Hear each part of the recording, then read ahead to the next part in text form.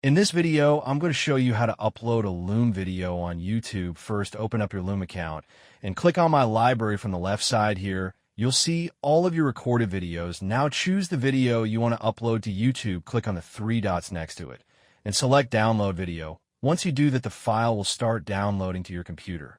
After the video has finished downloading, open YouTube and make sure you're signed into your account now. Click on the Create icon at the top and select Upload Video. Next, click on Select Files and choose the Loom video you just downloaded. Double-click it, and it will start uploading right away. While it's uploading, you can add details like the video title description and tags, then move through the video element section and wait for YouTube to process.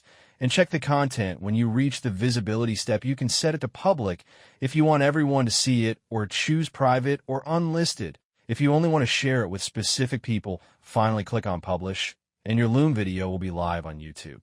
And that's it. That's how you upload a Loom video on YouTube.